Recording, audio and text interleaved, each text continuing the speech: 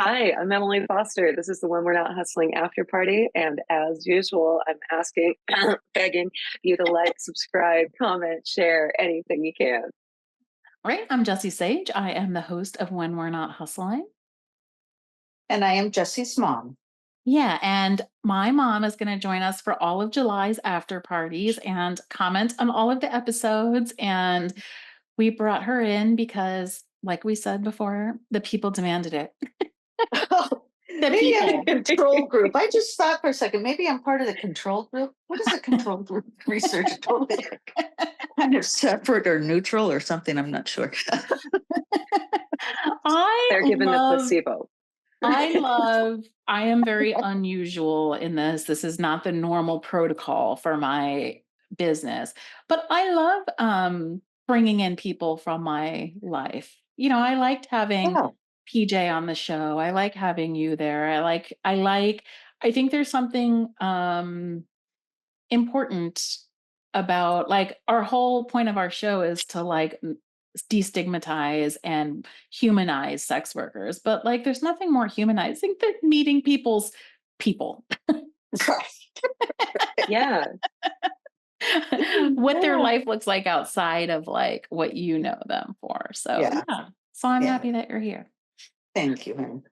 This episode we talked to Ruby Lynne, and Ruby Lynne is a content creator. She has a similar story to me, which is that she started later. She started much later than I did. She started at 51 or something. And she started as a content creator and camera with her partner, and they still work together. And she started working concurrently, like with her vanilla job, which she's a social worker, and then ultimately left that when her time could be better spent in terms of how much money she was making in the Mm-hmm. sex industry. Mm-hmm. So it was really interesting to hear that. There are some, but like there's this perception that sex work is for like young women. And I hear that all the time when people are Mm. like, what are you going to do when you age out? And I'm like, I don't know. Like, What do you mean age out? I know. Do I you age out of this? I I'm don't know. sure. I think I clients don't get think older you have too. to. Just keep them going. Like, I don't know. Yeah. I don't know. I Then I always thought sex do. workers were like writers. You don't age out. You Yeah, just keep doing it. you just keep doing it. Yeah. But I think, but so it's really interesting to me to see people who like not only aren't young, but didn't even do it when they were young, came in when Yeah. they were much older.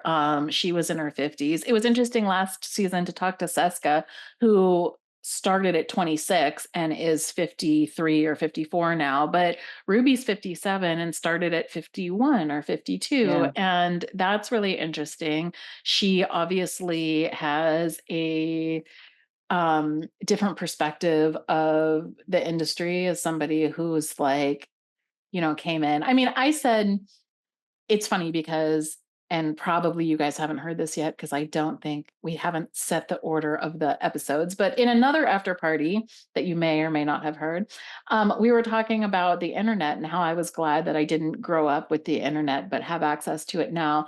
There's ways that I feel about the sex industry like that too. Like, I'm glad I didn't enter into it Mm. young, because I think that would have been a much different experience than Yeah. entering into it Yeah. as somebody in my late 30s who already like had my own sense of self and Right. Grounded. Right. grounded Right. in that. Trip actually was talking about this in the last after party where they were like, I've never not been this performer. Like, that's been their whole career as an adult, Mm-hmm. and how that's made them feel like they want to get away from it because they need to figure out who they are. And Right. I don't have that struggle because I know who I am. And this is something that came Mm. later, and I think that Right. it is like, and I'm not at all like, and Ruby said this too, that like, she's not saying there's anything wrong with people who are younger in their 20s who are doing this work, but like, it's nice that I didn't do this twice. Yeah. I think Well, I had everybody time. has, yeah. Yeah. Yeah, right. They can gauge it for themselves, Yeah. Yeah. Yeah. So yeah, it was interesting. I And the was thing, sorry, go ahead, Emily. I was just we've talked a lot about how sex work is social work. Sex work is community work. Sex work is psychological work. It is all of these things. I was just so excited to finally talk to someone who had made that exact transition. It started with social work it was interesting. and had moved, and and it's one thing to draw the parallels. It's another thing to speak to someone who's like, "Oh, I've done both of these things." Yes, they are related. Yeah. They are, it was a very easy transition. The only thing that changed was the money, really. I mean, obviously, you don't take your clothes off when you go to see your social work clients, but she really seemed to solidify that sort of emerging theory from the last season of sex work is social work. And maybe that explains caring for the emotional stuff. And maybe the fact that she was a social worker explains kind of how crummy her Domme career started. She was just tapping up. Come on.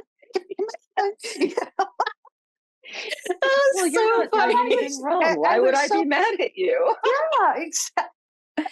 Doing such a good job. You're such a good boy. I'm not mad at you. You keep it up. You're gonna be fine. Good job, buddy. We'll get through this together. Right. Yeah, so it was just to back up a little bit for people if they're listening to this first. She talks about doing not being a dominatrix, but doing her first dominatrix scene with a pup who, do you want to know how dumb I am?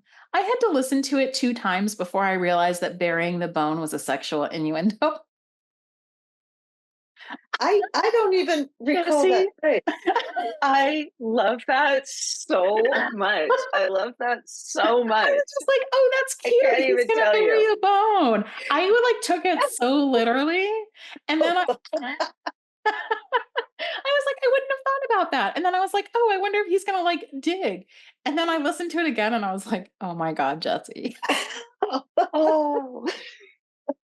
That's so delightful. Bury the bone. I love that. Got it. Okay. God. All right. I can take things so literally too. It's embarrassing. It's just the funny thing is, I thought it was cute. I was like, oh, that's so cute. That's adorable. Yeah. It's adorable. Are you going to watch him? How's he going to bury? That is a very philosophy. Is he going to go back and find it? That's a very philosophy world way to approach that. But I was thinking I wonder if he's going to put gloves on because he's going to get dirt under his nails and Did you go that far? Backyard, do you think? Because I'm a thinker and I'm thinking through this scene and I'm like, oh, this is funny. And then I was it's very philosophy. His nails are going to get dirty. That's a whole thing. I wonder how they're going to do this. I wonder if it was just a thing that, oh, you'll get to do this and then cut scene, or if he's actually going to do it. And then I was like, they're not talking about that. What am I? I love that so much. I love it so funny. I have to admit, inside of me, I do have a 12-year-old boy somewhere that catches every single time that's what she said. And so I definitely got it. And I would never have gotten the mental images that I just got if you had not shared that. And now I'm like, oh, I want to see him digging now. Because then she was like, oh, and we were walking up and down the hall in the hotel. And I was like, there's no dirt in the hotel. Okay. We gotta move this scene to a dog park, and then I love it so much. I don't have a very dirty mind. I don't even know what I'm doing in this business. Well, there you go. See, sex workers don't have to have dirty minds. They don't have to have specific body types. They don't have to be anything. They don't even have to get sexual innuendos to be good sex workers. Off on burying a bone. I don't know. That's just it. That's just it. There's such a wide variety of people out there. I'm just like, that makes sense. I actually think that makes you a better sex worker, that your response to that is just complete open-mindedness. Oh, okay. we can go dig in the backyard. That's okay. that's Sure. Like, with their client, he's okay. We can if do it that out was here. me, I would have missed that opportunity. All caught up in sex, I would have missed the digging. I don't know. Yeah. You have to like hit me over the head with something. Me too sometimes. Oh, Anyways, yeah. well, I love that. I felt like an idiot. I listened to it a couple times and then I was like, oh my God. Well, I mean, like we in a few, well, not just in season 1, coming up in season 2, or already in season 2. We're not sure of orders yet, but integration really kept coming up, and Ruby, I think, obviously everyone's experience is different, but I think that we heard some of the more extreme familial response to the choice of integration with Ruby, where her child is not speaking to her, is really upset about these choices, but we still got to experience, and here's another one of the themes that just keeps coming up, joy. There's Ruby was radiating an undeniable joy of like, I'm sorry that is where things are, but this feels right. I am me, and I am me everywhere that I show up, and I really, there's something really, really powerful about that. Like, yep, I do something that a lot of people don't like, including my own offspring, and still makes me feel right. So I'm going to do this. You know what I appreciated about her though is she wasn't Pollyannish about that. She was like, it was a process. Like I can feel that now. I couldn't feel that when my son disowned. No, thank you for saying that. I needed to go through I really didn't. Yeah. And that seems important because it's easy from, I think about this a lot. Like it's easy from where I am now, like 10 years into this, to be like, to look back in a way that's like, oh yeah, well, things worked out or whatever. But like, that doesn't mean that it was like easy. And it doesn't mean that getting to that place of standing on your own feet is easy. It means that like, it's more hard earned than that. And I think that great cause. Well, we're sitting here having a conversation with your mom. But you guys weren't talking for a very long time. That wasn't easy for either one of you. It wasn't light, but and I think that, and so thank you. I don't want to take away from that gravity of her experience or your experience, of anyone who's gone through that very, very hard work of being like, no, I'm choosing integration in one life over everything else. And I hope you guys understand eventually, and it worked out for you. Here we are. We got Jessie and Jessie's mom, and same team again. It wasn't always like that. It was, for a while it was, it was different. And that I think she's still experiencing some of that. Yeah. And she's right too, that like choosing integration and choosing to be like, this is who I am, this is what I do, this is what I value. I think in her words, she said something like, it shows you real fast, like who she said, who loves you unconditionally. I don't know what I think about unconditional love, because I think there are some conditions to love, but like, but who accepts you almost always. Who accepts you as like a person, with your own values and your own things. And I think that that's, she's right. And, that's really hard at the beginning. Like I remember being at family reunions for my partner's family and walking into a room and having their aunts get up and walk out. Like there was very, very intense in front of my kids. There was very intense displays of disgust that are very hard to deal with until you process that and realize that none of that is about me. It's about their stuff. And, you know, I think that, yeah, I mean, that stuff's hard for me. It's hard for me to like talk about and think about, but I do think that, what she was saying is that you go through this process where you weed those people out, like, because you know you can't please them. And there's what you're left with at the end of that is the people that you know support you. Right. And you hope it's worth it, right? Yeah, There's yeah, a little right. question in Yeah. the back of your mind. And you know, this story isn't over yet. I was thinking the other day, gosh, you should get Ruby's son on, but he's probably not open to that. You kind of have to be Yeah. open to.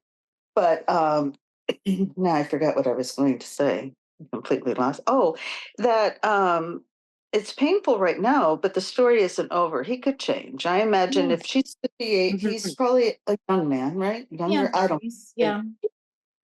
You know, you also get to where you want to decide personally for him, he'll have to decide, well, do I want a relationship with my mom or do I want to hold on to whatever it is I'm holding on to? And I think anybody that's had a sex worker or any type of has any type of relative, a sister, a daughter, a mother, they have to kind of work through that. Mm-hmm. So, you know, I'm hoping that he Yeah. can and that they'll get back to each other at some point. Yeah. Mm-hmm. Me Yeah. too. I think a lot of, you know, what happens for people is we get really confused about the difference between the people and the role. Right. And, Mm-hmm. you Yeah. know, so the role of my child reflects on me. The role of my mother reflects on me, the Right. way Yeah. we've been taught and the way that we Mhm. perceive the world. And I think there's a separation of that has to happen, which can be really, really difficult. Yeah. Saying my mom chooses to have sex in front of strangers. Yeah. Now that's a little That's a Yeah. lot, it's a isn't little it? me centered, Yeah. as opposed to being like, oh, this is Ruby Lynne. She makes a lot of content. She's also my mom. Yeah. Right? Yeah. Like that's the same person and that's Yeah. the same thing, but there's a disconnection Mhm. from my ego and my needs. And Right. I'm not saying that's wrong. Like Yeah. we all want our moms to be perfect saints and Mhm. just be there Mhm. for us when we need them and kind of blink out of existence until we do. Right. You know, like, even Not be being whole a mom and people. not Yeah. wanting to be that, I still want my mom to be that, you know? It's Yeah. like, you know, but that happens with a lot of things. That happens with partners. That happens Yeah. with children. That happens with coworkers. It happens with Mhm. extended family. It's like those aunts that you described in the past. They didn't want their niece-in-law to be Yeah. anything other than this. You know, Yeah. it was appropriate for the role of niece-in-law to be wife and mother, but not that. Yeah. You know, and Right. like I struggle with that a lot. I've been Yeah. married a couple times and I know at least once for sure I was wife and not Emily. Yeah. And that one did not last very long at all. Yeah. Mhm. Because Emily can be a wife, but Emily needs to be Emily first. Yeah. Right. And, Yeah. you know, and there's something in there. I'm kind of rambling, but that was No. coming up. The Mhm. role, you know, Well, I the mean, that's role of mom shouldn't be. yeah. Well, it's the mark of stigma. So like Goffman, who was one of the first like theorizers of like stigma, said that one of the marks of stigma, whatever the stigma is, and I mean, a lot of race theorists will talk about this too, that like is that the person is like whatever the thing is becomes like a master identity of that like person that you can't like see around. So like it's not Emily, it's Emily the whatever, you know, like, or you can't see Right. this It's person the as wife who might be named Emily too. yeah, Right. right. But it's Yeah. it's that like, you know, you're not an individual person, you're a representative of that group. And like I think, you know, Yes. Black people will talk about the fact that like if they do something that they're seen as like a representative of the group and not as like an individual doing that thing. Of all Black people. Right. Yeah. Like, oh, I didn't know Black people did that. yeah, exactly. Well, I and it's do. because it's a marginalized identity. That doesn't happen to white people. You don't say like, oh, I did this thing and Right. that's a representation of what white people do. You know, like, you know, there's like jokes and stuff, but it doesn't Right. have the same weight, you know, and It doesn't have the same stigma. no. And white people don't season their food enough. I'm just going to go ahead and say it. I'm going to be known as the person who said the quiet part loud. As a general rule, people who look like me could use more seasoning. My son just graduated from high school in Maui, where he is one of the very few white people, and he had a great graduation. It was very fun, very lively, lots of color, blow horns, cheering, lots of lays, everything, lays. And he came here, and his peers here graduated like after he got here, so he wanted to go to his peers' graduation, and he was like, "Mom, was not the same. It was very boring." He's like, the white people at the white people graduation were like, good job. And he's like, they don't know how to celebrate. Yeah. throwing, screaming, yelling. So many lays, you can't see the eye. Exactly. He was like, everyone's they don't hugging. know how it doesn't matter if you know them or not. Yeah. Yeah. He was like, I don't think they know how to do parties here, but like, he's probably, he might be onto something. Yeah. No, but that's like getting off track. But I feel like what he's trying to say, and this is I think what you're talking about too, is that like the person can't be separated from this identity that has so many layers of meaning for people, you know, and I think that that's an unfortunate thing, and actually like why we wanted to do this show in the way that we're doing it. Like, what else is right? What else are we? Because sex worker is Yeah. definitely a master identity. Once you say Absolutely. you're a sex worker, that's it. Yeah. That's all you are. Right.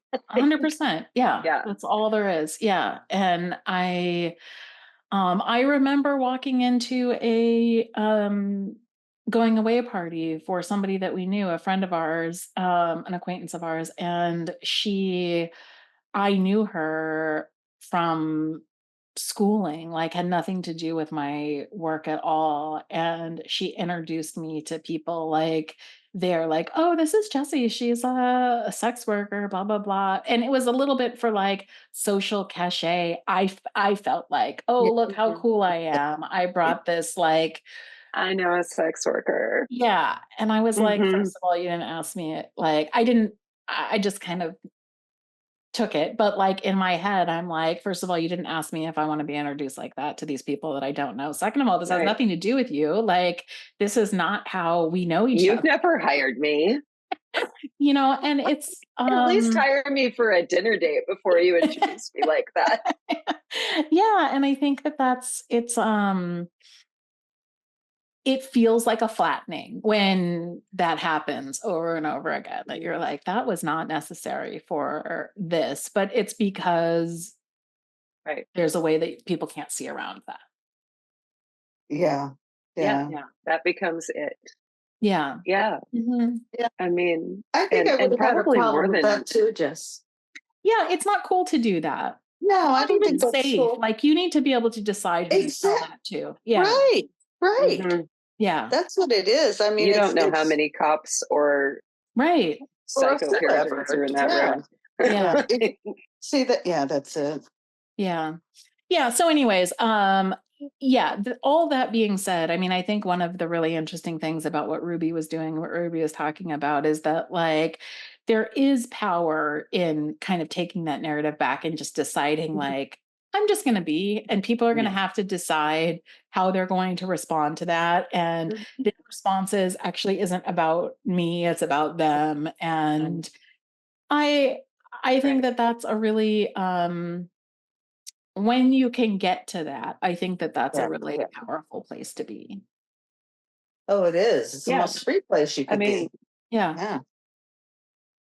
There's no power in calling me a whore if I'm the first person who said it. Right, exactly. If you knew that friend was going to do that, and you had walked into the room and just been like, "Hey, everybody, I'm a whore," Yeah. she wouldn't have had shit to say. Yeah. Like that. It was funny. I was Obviously also not watching the metaphor to describe that, but yeah, I was watching this comedian that I really like. I think my mom knows her too. She's that tennis woman from Tennessee. Yeah. It's I can't remember her name. Yeah. Yeah, Leanne or something like that. I don't know. Yeah. Anyways, I was watching her the other day and she talks about mostly raising kids and being married, and it's very amusing. But she was saying something about having to buy her daughter like a cheerleading or dance uniform and how expensive it was and blah blah blah blah. And she's like, and this is what I was like, Morgan, something like that. Yeah. And she said it was a bad joke because she said something like, yeah, and they gave me this thing with this glitter panties and they were whore outfits and then a whole bag of whore makeup. And I was like, do you know very many whores? Like, do you mean makeup? most people aren't dressed in whatever the whores a I know whore just wear uniform makeup. is. Like, I don't know what a whore uniform is. Well, maybe, and see, that gets back to what most people think of sex workers are the ones that are, walking around the streets, Right. And it's funny because every once in a while, like a That's a client will say stereotype. something like, wear something discreet. And I'm like, what do you think? Like clothes? Just okay. Do you think that I'm walking around in a see-through raincoat in the streets of downtown Pittsburgh to get my coffee? Yeah. You think that's like, how? What do you mean? What do you think I would wear? Oh, so I should take off the shirt that says "I'm a hooker here for him." But you have to admit, Jessie, you dress up a little more than most people around you. A little bit more. Yes, but Mom, haven't I done that? Yes, but you dress up more to go to the grocery store.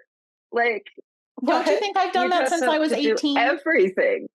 Oh, that's right. No, and I'm not. I'm just thinking of something funny. Do you remember when you and me, Anthony and Emil, went to West Virginia? Uh-huh. And I know you didn't notice this, but everybody there was like in sneakers and shorts because we were like camping.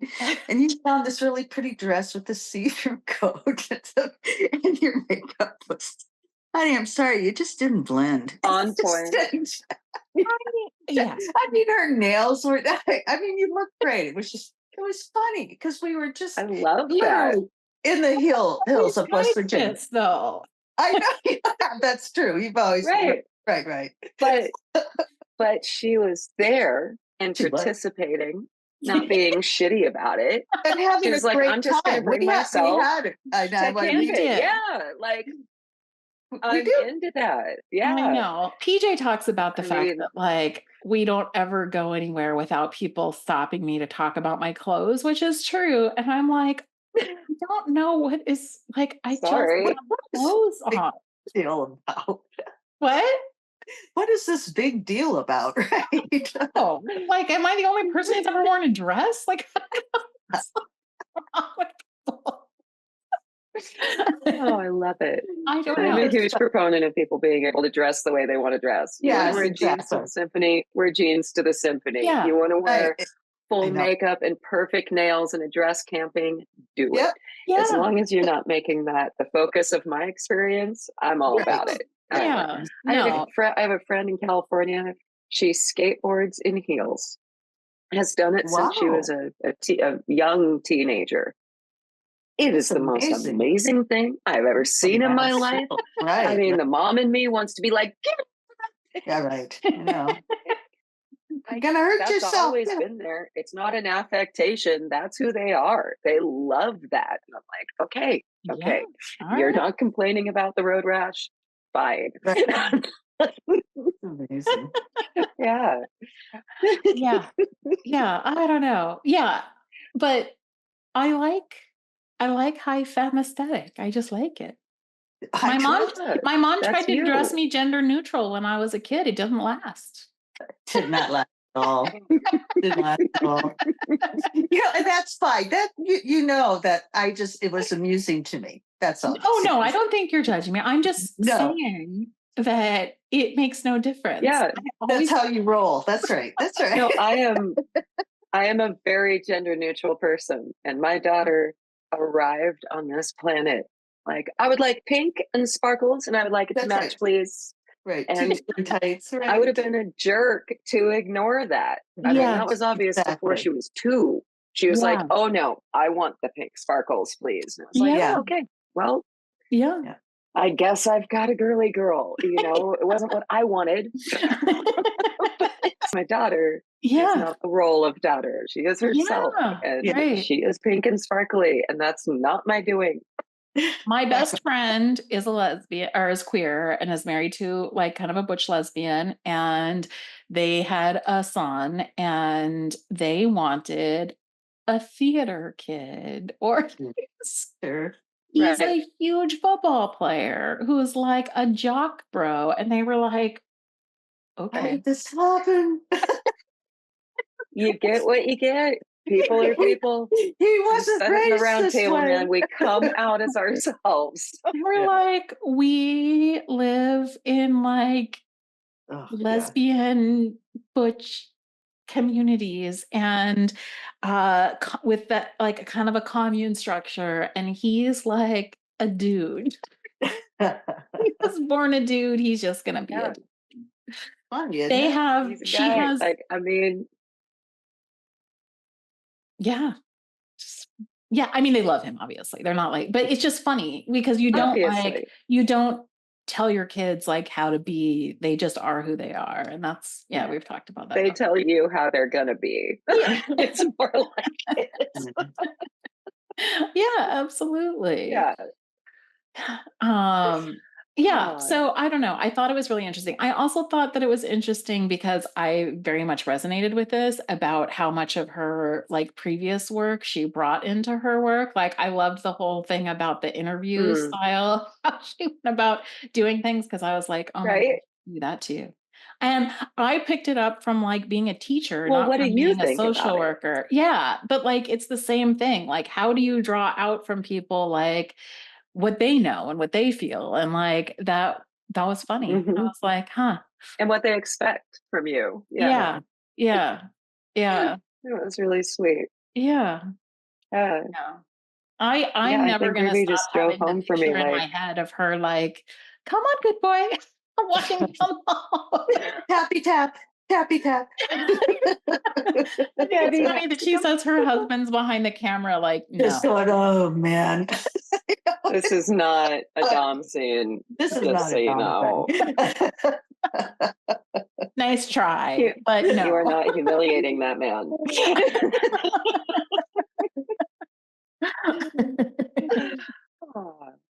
Any other thoughts about the episode?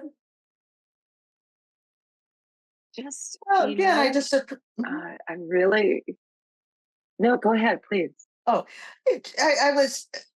just thought it was interesting about what she said about money too, and how the insecurity of it. And I think that you had said in one of them, I don't remember which one, honey, that you're small business owners, right? Yeah. And that kind of narrows it down. That's why most people probably can't do that. I don't think most of us are meant to be small business owners. I mean, you too, you and Emily obviously are, but it takes kind of a different species, really. Yeah. It takes, and I am not that. I'm not that. And so I have so much respect and awe for people who can actually just go out there every day and somehow provide for themselves, on their own thoughts and their own energy and all that. But it's scary. So it's scary. So that just takes a lot of, I would think, a lot of constant mental talk. And like you were saying, all of a sudden it's the first of the month and you don't have any books yet. And PJ is like, it's the first of the month. But I don't think I could, I don't think I could, I think that type of uncertainty would be really difficult on me. But that's the whole that's the whole thing. When Yeah. you can learn to sit with uncertainty, right? Yeah, right. I, Yeah, I, that's what she was it's not, doing, but she it's panicked not and for was most like, of us, right? It's yeah, not for most of us. because you And don't know, there's no, it could no, be $10,000, it could be 1,000, and that's a big difference, you know? right, So right, like, Yeah. yeah, trying to negotiate that and live with that like kind of right, uncertainty, because she was like saying that she has the same struggles, and it's interesting, like, and we'll be like, I can't pay myself, like there's we're yeah, we're not going to be okay, and her husband's like, it's going to be fine, we're going to be fine. right, right. Yeah, um you have to learn to like live with the ebb and flow, I think. yeah, And yeah, absolutely. it's And good. it takes stamina that a lot of people don't have, Mhm, mhm, myself yeah, included. Of course, I yeah. don't even know it's gonna work. Well, like Emily knows this very well. Like, we'll be talking and I'll be like, oh my gosh, my city paper checks haven't come yet. And this I'm waiting for. And I have bookings next week, but I don't this week. And she's so funny because I'm like, I'm going to pay you for this episode tomorrow, but like blah, blah, blah, blah, blah. And then she's like, I have money this week if you want me to send it to you. I'm like, no, we're fine. No, I'm it's just literally telling you like, what I'm going to I'm pay like, you. no, like, no. This week I'm okay. If you want to push it back a week, that's all right. Like, Yeah, that there's this way of like, because we both work in these spaces of Right, feeling like there is plenty of money to cover this, but it's not coming in at the right time. it's exactly. not in my hand yet. Yeah. Right. No, Like I definitely. wouldn't have Emily A working if month I thought there wasn't self-employed. money for this. There is, Right, but like right. when is it coming? I don't know. I'm waiting for it, and I would still do it if the money wasn't coming in, at least for a while, if I had time from not having to make money doing something else.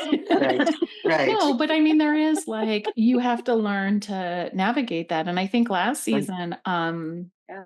Melody Garcia was talking about that small business owners have Mhm. cash flow problems. Mm. And overall, like if you're doing well, you're making more money. And I do make more money than I would at like a job, Mhm. but like overall, if you're doing well, it can be more money, but there's always cash flow problems because it doesn't come every On two. the 1st and the 15th, right? Yeah, Yeah, yeah. Sometimes you're like, Yes. I gotta You can't predict do. it. You don't know when it's going to happen. Yeah. mhm. Yeah. It's I got to just be got like, new. okay, money in hand now. Yeah. I just got new glasses. I got a new prescription. I tried on 500 pairs of glasses and was like, no, I like the same ones I have now. So they popped the lens out and put new ones in and I can see better. It's nice. But when I did that, PJ also got new glasses and I had like enough cash to pay for theirs. And then they were like, this isn't, and PJ's like, well, just put yours on a credit card. And I was like, I don't want to add more money to my credit cards. And I was like, I will call you next week. I will order these when I have money. But Yeah, PJ's like, oh, that's dumb. Just like we're already here. And I was Yeah. like, no, I just don't want to. Like, yeah, I I'll know. wait until I have some money and then I will order my new lenses. And it is, Yeah. it's a different way of Mhm, living because there's mhm.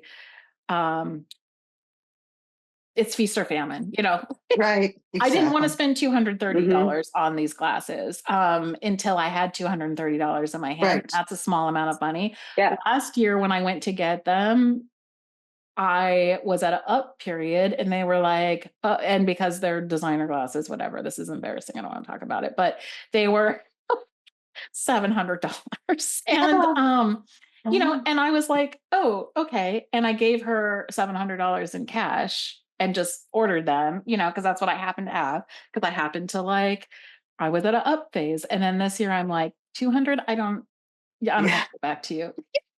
I don't know. Yeah. yeah, I will get them when I yeah. feel up. When I get them. Right. Because you put it on the credit Yeah. card and somehow it never manages, when you No, do you get think that you're going to pay it 200. off, but then credit Right. card balances just get higher. And I just didn't want to. I was like, it's not worth It it to me. just, yeah, We'll see. yeah, Like, I'll wait until I can pay for this in cash. right. But yeah, I Yeah. mean, it is. It's it's uncertainty. It's a lot of uncertainty. Mhm, Yeah. mhm. And I'm very fortunate because I am partnered. And Right. so I have health insurance, and Right. well, I have a lot of things that other people, I Mhm. have health insurance. We have a Same. small like Yeah. retirement thing going because they get matching at their work. We interview a lot of people who don't have health insurance. I mean, that was Aviva's story, is like she didn't have health Yeah. insurance. And so we have some baseline stability, but then like the cash flow is like up and down. And yeah, Mhm. yeah. Yeah. It takes a specific kind of person. Maybe we choose the job, maybe the job chooses us. Yeah. But Yeah. self-employed is not for the weak at heart. It's not. It's That not for is for everybody. sure. No kidding. No kidding. Yeah. Yeah. Because of health, I went from salaried to self-employed, and it is terrifying. Yeah. It's also would be. amazing. It's great. I was able to offer to help watch my great niece a Mhm. lot of the time, so that her very, very young parents could continue to work and go to school. And That's a that's gift. not something that Gave my them such a gift. contemporaries can do. Yeah. Right. They Right. can't offer to help. They're like, I got to go to work. Yeah. Kids, other grandparents can't be doing that. They are still in work, and they would Yeah. love to have their grandkid every day, but they can't because they're stuck in Right. that space. And Yeah. I can work while I have her, and Yeah. so I admit that there's a lot of privilege and benefit, but also Yeah. it's terrifying. It is Mhm. just terrifying. It is Yeah. constantly, always, always, always terrifying. Yeah. Last month, I had 2 clients rearrange the way that they were, the amount of work that they needed from me. And Yeah. it's, I'm back on that scramble, like, okay, where's the next bit coming from? Yeah. Right. Right. See, that's what Yeah. it is. What's the next? Yeah. Yeah. Yeah. Mhm. Yeah. Yeah. I think it's very useful. And what I hope a lot of people get from this show, and I'm just thinking about like why we're sitting here doing this on a Sunday morning, is Yeah. is that I hope that I hope that what people can get from hearing all of us with Ruby talk about money. We did the same thing with Anna. This has come up over and over again, is to hear like people who even you look at and you're like, wow, these are successful people. They have tens of thousands of Twitter followers. They are very established. People are quoting them, whatever. Like all of us are like, Yes. Amazing. okay, how are we going to like make this work? And I feel like it's important to know that. It's important to know that like that's a common thread, and it doesn't mean that you're failing. It means that you are a small business owner. Right. Yeah. Very true. Yeah. That's interesting perspective. Yeah. Yeah. Okay. I think that's a good place to end. I'm Jessie Sage. This is When We're Not Hustling. I'm Emily Foster. This is the after party. Like, subscribe, comment, share. Give us a little love. Yes. And I'm Jessie's mom.